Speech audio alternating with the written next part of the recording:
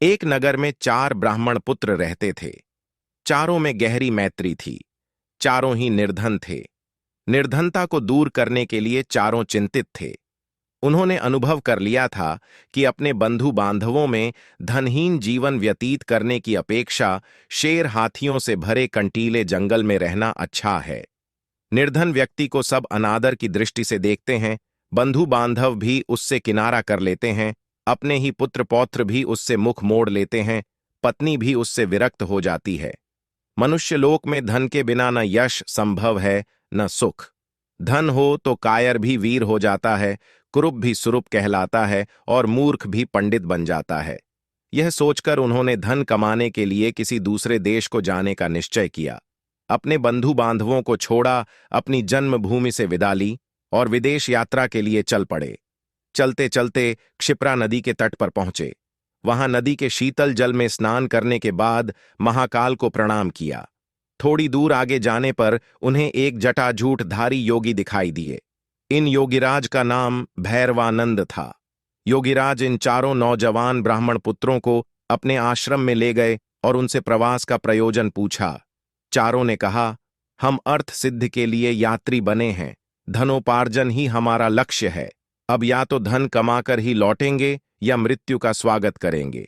इस धनहीन जीवन से मृत्यु अच्छी है। योगीराज ने उनके निश्चय की परीक्षा के लिए जब यह कहा कि धनवान बनना तो दैव के अधीन है, तब उन्होंने उत्तर दिया, यह सच है कि भाग्य ही पुरुष को धनी बनाता है, किंतु साहसिक पुरुष भी अवसर का लाभ उठाकर अपने भाग्य को बदल लेते हैं। पुरुष का पौरुष कभी कभी दैव से भी अधिक बलवान हो जाता है, इसलिए आप हमें भाग्य का नाम लेकर निरुत्साहित न करें। हमने अब धनोपार्जन का प्रण पूरा करके ही लौटने का निश्चय किया है। आप अनेक सिद्धियों को जानते हैं, आप चाहें तो हमें सहायता दे सकते हैं, हमारा पथ प्रदर्शन कर सकते हैं।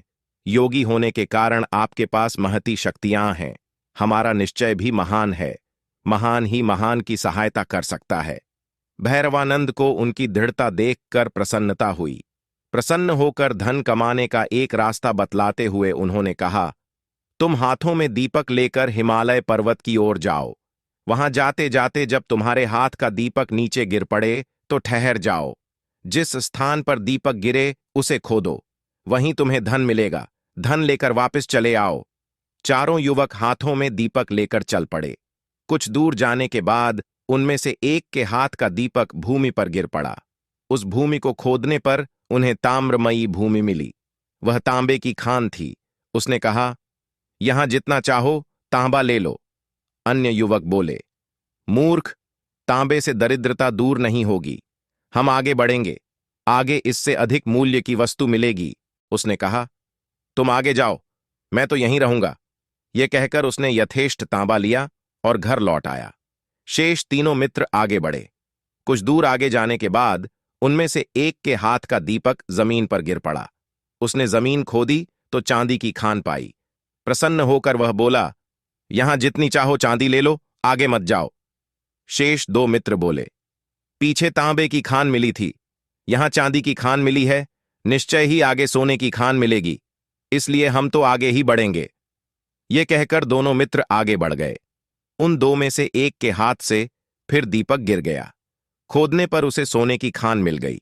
उसने कहा, यहां जितना चाहो सोना ले लो, हमारी दरिद्रता का अंत हो जाएगा। सोने से उत्तम कौन सी चीज है? आओ, सोने की खान से यथेष्ट सोना खोद लें और घर ले चलें। उसके मित्र ने उत्तर दिया, मूर्ख, पहले तांबा मिला था, फिर चांदी मिली, अब सोना मिला है, निश्चय ही आगे रत्नों की खान होगी। सोने की खान छोड़ दें और आगे चल। किंतु वह न माना। उसने कहा, मैं तो सोना लेकर ही घर चला जाऊंगा, तूने आगे जाना है तो जा। अब वह चौथा युवक एकाकी आगे बढ़ा। रास्ता बड़ा विकट था, कांटों से उसका पैर छलनी हो गया। बर्फीले रास्तों पर चलते चलते शरीर जीर्ण शीर्ण हो गया, किंतु वह आगे ही आगे बढ़ता गया। बहुत दूर जाने के बाद उसे एक मनुष्य मिला, जिसका सारा शरीर खून से लटपट था और जिसके मस्तक पर चक्र घूम रहा था। उसके पास जाकर चौथा युवक बोला, तुम कौन हो? तुम्हारे मस्तक पर चक्र क्यों घूम रहा है? यहां कहीं जलाशय है तो बतलाओ, मुझे प्यास लगी है। ये कहते ही उसके मस्तक का चक्र उतरकर ब्राह्मण युवक के मस्तक पर लग गया। युवक के आश्चर्य की सीमा न रही। उसने कष्ट से कराहते हुए पूछा, यह क्या हुआ? यह चक्र तुम्हारे मस्तक से छूटकर मेरे मस्तक पर क्यों लग गया? अजनबी मनुष्य ने उत्तर दिया, मेरे मस्तक पर भी यह इसी तरह अचानक लग गया था।